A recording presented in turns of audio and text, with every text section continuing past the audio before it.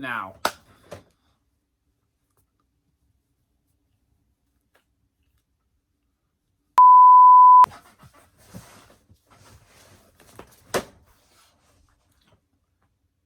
hold on, shut stop.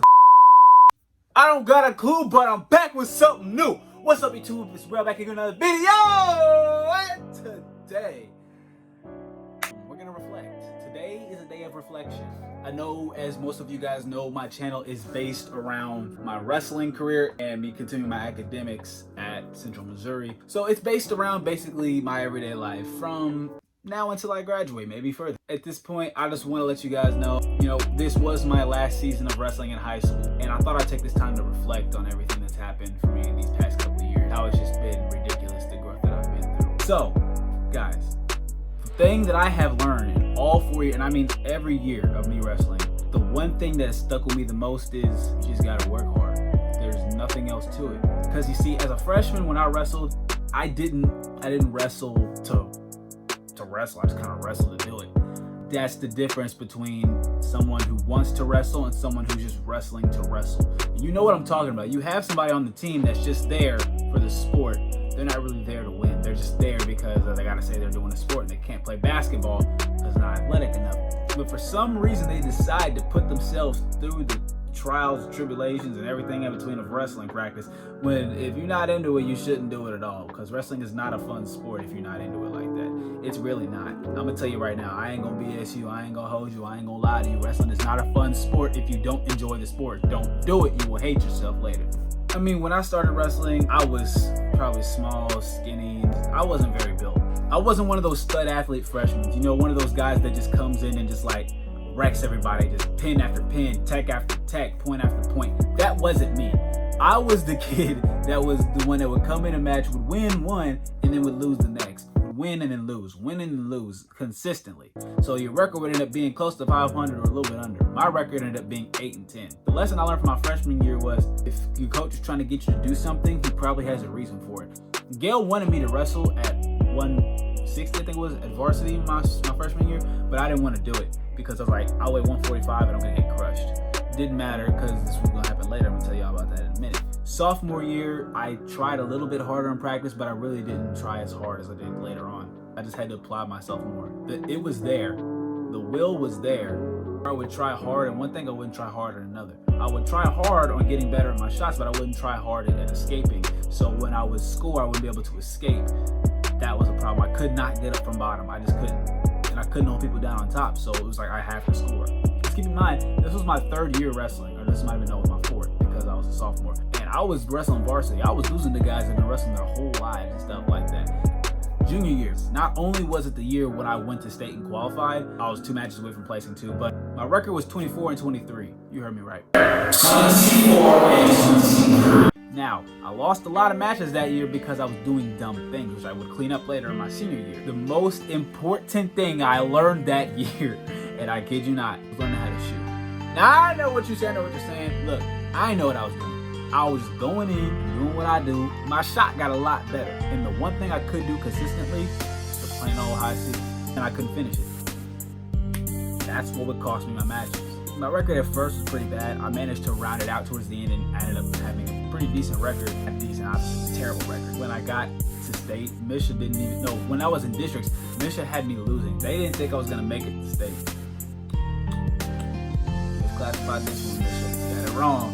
You got it wrong, Misha. And they had me going 0-2 and losing both my matches. But this is where the hard work and ethic comes in. I told myself I wasn't gonna lose. I was not gonna lose this match.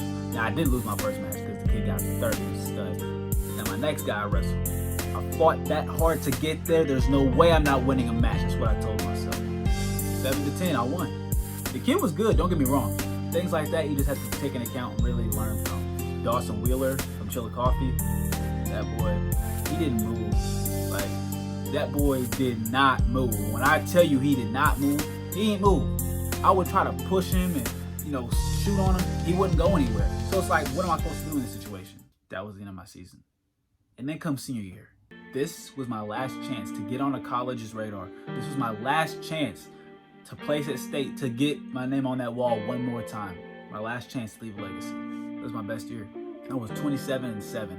And the matches I lost were due to poor nutrition, a dumb mistake, being too soft in one match because I was afraid of getting another potentially dangerous, because I slammed somebody on their neck. I didn't want to get another potentially dangerous. So the dude started scoring on me nonstop, and I was wrestling soft, and I'm just going to slam again on their neck. And if I lose, I lose. No, I ain't going to do that. But look, when it was time for districts, I was a top seed, but I didn't end up placing. I didn't move on to sectionals because I dislocated my thumb in practice. Now, this is not an excuse by any stretch of imagination. I take full blame, full responsibility for my loss because I did lose. At the end of the day, it doesn't matter. There's been guys that's moved on with one leg, and like, I'm not making up no excuses for myself. But I dislocated my thumb, and I have not wrestled live for a week and a half. And if you're a wrestler, you know what it means to not wrestle live for a week and a half and then be thrust into a match. It sucks. And I'm telling you right now, because I was beating him 7-6 going into the second period, and I gassed myself. Going the same tempo that I always wrestled, and I gassed myself. He put me on my back and pinned me.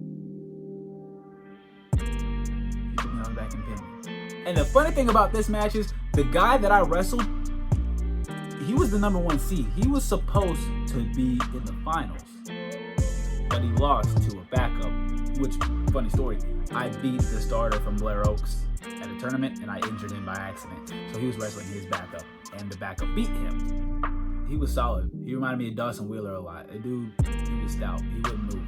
So he was grabbing me in my headgear and stuff. You know how people be like yanking you on your ears and stuff and be pushing you. So he got 2 stalling calls on me, and that's how he scored. Like, that's how he scored. He didn't score on me otherwise. Like, the match was 1-0 going into the third. I was winning on a bum thumb, trying to wrestle against a guy that was putting his hands all in my face and pushing me down. I ended up losing the match 1-3, and I remember that feeling still.